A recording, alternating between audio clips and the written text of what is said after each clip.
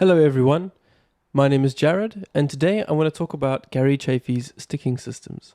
The reason I actually found out about Gary is because I was trying to transcribe a drum solo Vinny did back when I was studying in my early 20s.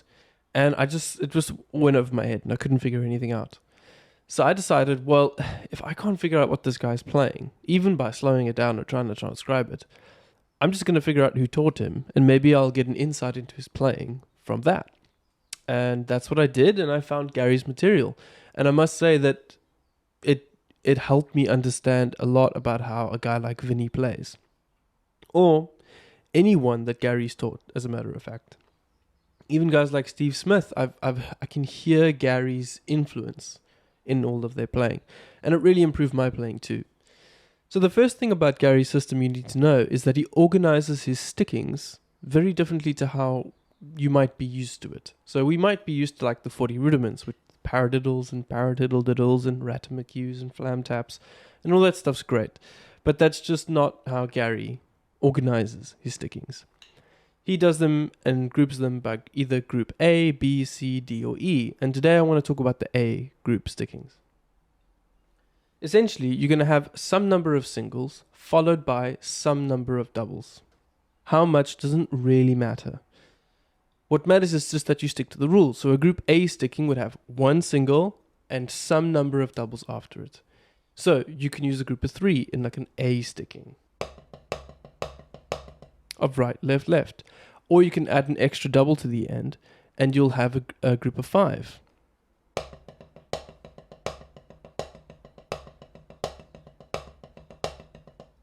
Or add on another double to the end, and you have a group of 7.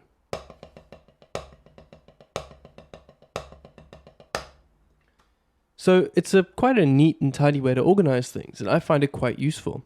Now, how do you take this knowledge and practice it? Well, in the green book called Stickings, Gary writes out studies for you to learn. So I'm going to play study number 12 from the Stickings book, and I'm going to do it in a couple different ways.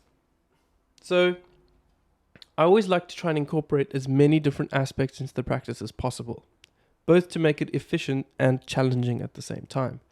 So you want to try and play the study not just with the metronome and on the pad and getting all the accents right, but you want to do it over a foot ostinato. And I think you don't want to memorize it. Try to leave it be a little bit unfamiliar so that you're still sight reading as well. And I think that's an important part of his practice, or an important part of how you can use his material to practice well. So I'm going to start off by playing the study at 100 BPM over a simple ostinato. Then I'm going to move to a slightly more complex ostinato and see if I can still achieve exactly the same thing. Afterwards, what I like to do with his material, and I think if you had to sort of learn more about Gary's method and maybe even ask him yourself, he'd probably say that he wants you to improvise and take things and steal ideas and develop them in your own way. So I'm going to try and do that, but it's not planned. I'm going to see which bars stand out to me, which bars I like, and then try and imagine ways that I can use them for myself. Anyway, here we go. 100 BPM, study over a simple ostinato, study number 12.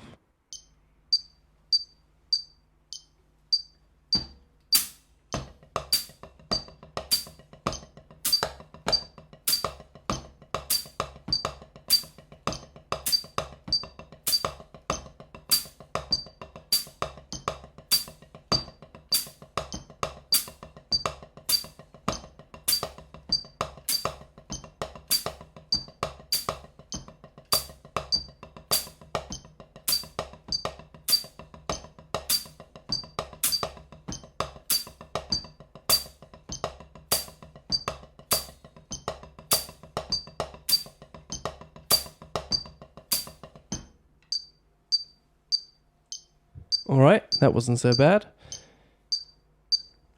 I think I might like it a little bit cleaner, but good enough for now. Now I'm going to do it over a slightly more complex ostinato and see if I can at least keep the quality of my playing the same or better.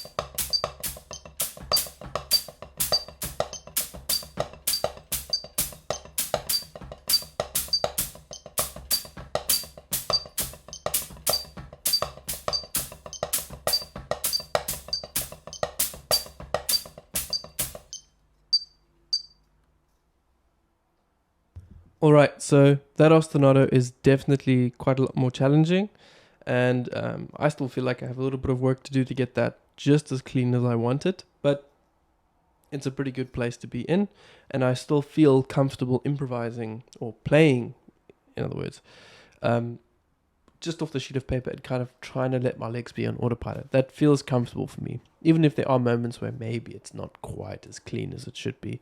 It's the kind of thing with practice I'm sure will come right quite quickly. All right, and then the next thing you should do, I think you should try and improvise. So I'll go back to this ostinato, maybe just the simple one for now, and just try and improvise group A stickings only, and just see what comes out, just to get used to, well, first of all, reading the stickings and sort of being told what to do by the page, but now what I want to try and do is make it my own.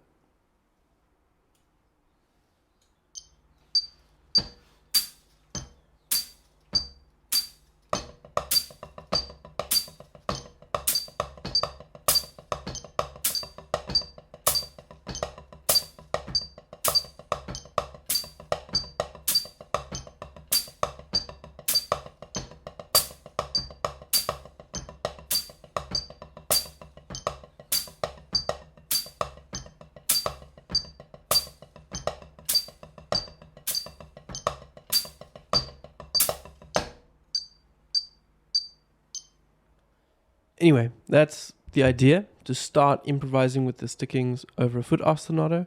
And then lastly, I like to kind of use a bar or two to make some kind of a fill, hopefully to inspire something new that I wouldn't have played otherwise. Let's see how that goes.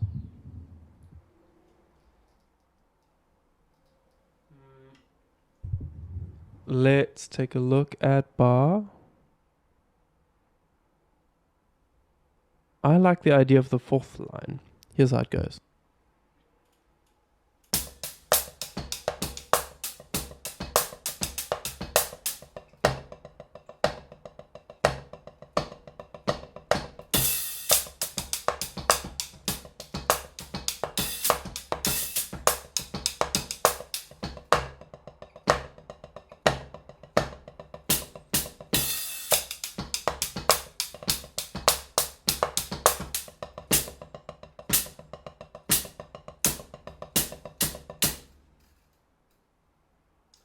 And that's kind of a nice thing to do with it as well. Take every accent, put a kick drum with it, and move your hand to another sound source. I've only got the hi-hat, but of course you could use a tom or a crash as well. Might be a nice idea. Anyway, that concludes the video. And those are just some of the ways I like to take Gary Chaffee's materials and practice them for myself. If you've got any creative ways that you like to use it, please let me know. Comment down below. I'm sure we can all share some ideas about what to do. And things that can all help us improve and become better musicians. If you liked the video, good for you. I really don't care if you subscribe. But hopefully this video was useful for you. And yeah, maybe see you in another one. Bye.